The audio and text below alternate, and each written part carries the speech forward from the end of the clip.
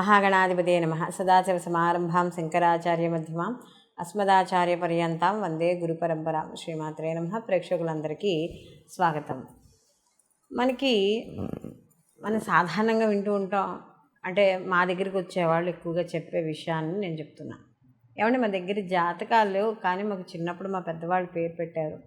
ఆ పేరు పెట్టిన దాని ప్రకారం రాసి తెలుసండి అంటారు. అంటే వాళ్ళకి వ్యక్తిగత జాతకాలకు సంబంధించిన డీటెయిల్స్ అనేవి తెలియదు. వాళ్ళంతా కూడా వాళ్ళకి తెలిసిన రాశి మీద లేదా నామనక్షత్రం మీద ఆధారపడి వాళ్ళ కార్యక్రమాలన్నీ కూడా వాళ్ళు కానిచ్చుకుంటూ ఉంటారు, వాళ్ళ శుభ కార్యక్రమాలన్నీ. అయితే ఒక్కోసారి ఏమవుతుందంటే వాళ్ళకి ఇటువంటి నిజంగా మొన్న ఈ మధ్యన కూడా ఒకళ్ళు ఫోన్ చేసి అదే చెప్పారు, ఏమంటే మాకు జన్మజాతకం తెలీదు కానీ రాశి తెలుసు, కానీ చూస్తే మాకు సరిగ్గా ఉండడం లేదు గోచారం, ఏం చేయాలో అర్థం కావడం లేదు. అయితే ఇక్కడ జాతకం తెలిసినా తెలియకపోయినా, జన్మజాతకం వ్యక్తిగత జాతకం తెలిసినా తెలియకపోయినా కూడా వీళ్ళకి ఏదో ఒక రాశి ఉంటుందిగా. వీళ్ళ పుట్టిన సమయానికి అక్కడ దగ్గరలోని పంతులు గారు పలానా రాశి అని చెప్తారు, లేదా ఆ నక్షత్రానికి అనుసరించి నామాన్ని ఇవ్వడం అనేది, అంటే నామకరణం చేయడం అనేది జరుగుతుంది. కాబట్టి దాన్ని ఏదైతే మనం పిలువబడే వ్యవహారిక నామం ఉందో ఆ వ్యవహారిక నామాన్ని అనుసరించి నక్షత్రాన్ని తగిన రాశిని కూడా చూసుకుంటూ ఉంటారు. అయితే ఇలాంటి వాళ్ళకి ఇప్పుడు నేను చెప్పే రెమెడీ అనేది బాగా ఉపయోగపడుతుంది రాసుల వాళ్ళకి. ఎందుకంటే వ్యక్తిగత జాతకం తెలియని వాళ్ళకి జన్మ రాశి ఏదైతే ఉందో ఆ రాశి తెలిస్తే తద్వారా మనం పరిహారాలు చేసుకోవడం ద్వారా మనకి ప్రతికూల ఫలితాలు తగ్గి అనుకూలమైన ఫలితాలు పొందడం అనేది జరుగుతుంది. కాబట్టి ఇప్పుడు మనం అసలు ఒక్కొక్క రాశి గురించి మనం తెలుసుకుందాం. ఈ 12 రాసుల వాళ్ళు అసలు చేయదగిన రెమెడీస్ ఏమిటి, వీళ్ళు అంటే ఎవరైనా చేయగలే రెమెడీస్ ఇవి. కాబట్టి అవి ఏమిటి అనేది మనం ఇప్పుడు తెలుసుకుందాం. మిథున రాశికి రాశాధిపతి వచ్చి బుధుడు. మిథున రాశిలోకి మృగశిర 3-4 పాదాలు, ఆరుద్ర 1-2-3-4 పాదాలు, పునర్వసు 1-2-3 పాదాలు మనకి మిథున రాశిలోకి వస్తాయి. మిథున రాశి వారికి కానీ చూసుకున్నప్పుడు ఇక్కడ వీళ్ళకి రాశ్యాధిపతి వచ్చి బుధుడు, మనకి వ్యాపార కారకుడు బుధుడు కూడా ఇక్కడ మనకి. అయితే వీళ్ళకి ఈ మిథున రాశిలో ఉన్న వాళ్ళందరికీ కూడా అంటే వృత్తి ఉద్యోగ వ్యాపారాల పరంగా కావచ్చు, లేకపోతే విద్యార్థులు కావచ్చు, ఎవరైనా సరే సాధారణంగా అందరూ చేసుకునే రెమెడీస్ అనమాట. ఇవి ఎవరైనా కూడా చేసుకోవచ్చు. ముఖ్యంగా మిథున రాశి వాళ్ళు ఎక్కువగా పశు పక్షాదుల్ని ప్రేమించడం, అంటే వాటినేమి ప్రత్యేకంగా పెంచుకోకపోయినా కూడా వాటికంటూ కొంత ఆహారాన్ని మనం వెయ్యాలి. అంటే ఇప్పుడు పిచుకులకు కానీ వాటికి కానీ ఏదైనా ఆహారాన్ని వేయడం ద్వారా మనకి కొంత అంటే మనం సహజంగా ఏంటంటే మనకి మాట్లాడడం, వంట చేసుకోవడం ఇవన్నీ మనకు వచ్చు. కాబట్టి ఇలాంటి మనం ఏదైనా నోరు లేని జీవులకు ఆహారాన్ని వేయడం ద్వారా కూడా మనకి కొంత పుణ్యాన్ని సంపాదించుకోవడం అనేది జరుగుతుంది. అలాగే ఇక్కడ ముఖ్యంగా మనం నవరాత్రులు పూజలు చేస్తూ ఉంటాం కదా. పూజలు చేసేటప్పుడు బాల పూజలు, కుమారి పూజలు ఇలాంటివి చేయడం ద్వారా కూడా వీళ్ళకి అనుకూలమైన పరిస్థితులు, అంటే ప్రత్యేకంగా నవరాత్రుల్లో చేయలేకపోయినా కూడా ఎప్పుడు ఎవరైనా మనం అనుకోని సందర్భంగా అనుకోకుండా ఎవరైనా చిన్న పాప వస్తే బాలగా స్వీకరించి భావించి ఆ అమ్మాయికి కాస్త మనకి తోచిన విధంగా పూజ చేసుకుని మనకి తోచిన దక్షిణ ఇవ్వడం ద్వారా కూడా అమ్మవారి యొక్క అనుగ్రహం అనేది కలుగుతుంది. అలాగే ఎక్కువగా ఇక్కడ సూర్య నమస్కారాలు చేయడం, ఆకు రంగు ఏవైతే వస్త్రాలు కానీ ఇలాంటివి ఉన్నాయో అవి ఎదురు వాళ్ళకి దానం చేయాలి. అలాగే ఆకుపచ్చని పదార్థాలు ఇవన్నీ కూడా మనం గోవుకి తినిపించడం, ఇలాంటివి కూడా చేయడం. అంటే ఆకుకూరలు కానీ లేకపోతే మనం ఆహార పదార్థాలు బీరకాయని ఇలాంటివి ఉంటాయి కదా, ఆనపకాయ, ఇలాంటి పదార్థాలు కూడా గోవుకి తినిపించాలి. అలాగే ఇక్కడ ముఖ్యంగా మనకి ఎక్కువగా కూడా ఈ బుధుడు వ్యాపారానికి సంబంధించిన వాడు కాబట్టి బయటికి వెళ్ళేటప్పుడు ఏదైనా ఒక వ్యాపారం పని మీద కానీ ఏదైనా ఉద్యోగం పని మీద, ముఖ్యమైన పని మీద బయటికి వెళ్ళేటప్పుడు శ్రీరామ జయరామ జయ జయ రామ అనే నామాన్ని చదువుకుని బయటికి వెళ్ళాలి. అలాగే ఇక్కడ రోజు కూడా మీకు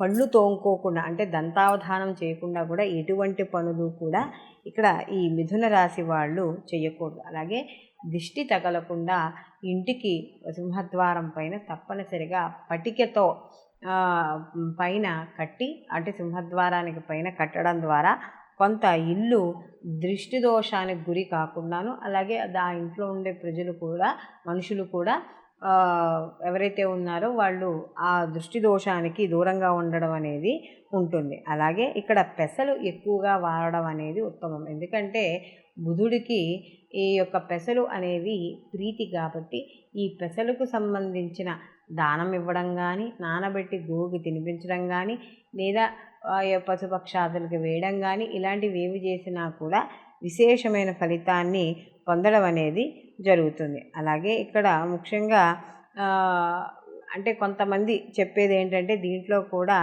కొంత చిలుక గొర్రెలు ఇలాంటివి మేకలు ఇలాంటివి ఉంటాయి కదా వీటిని హింసించకూడదు అంటే ఈ మిథున రాశి వాళ్ళు హింసించకూడదని చెప్తారు. అలాగే ఇక్కడ కూడా గురువుల్ని పెద్దల్ని తల్లిదండ్రుల యొక్క ఆశీర్వాదం అనేది ఎప్పుడూ ఉండాలి. వాళ్ళ యొక్క ఆశీర్వాదం ఉండాలంటే ఏం చేయాలి? ఎప్పుడూ కూడా వాళ్ళ నిరంతరము కూడా పెద్దల్ని సేవిస్తూ ఉండాలి.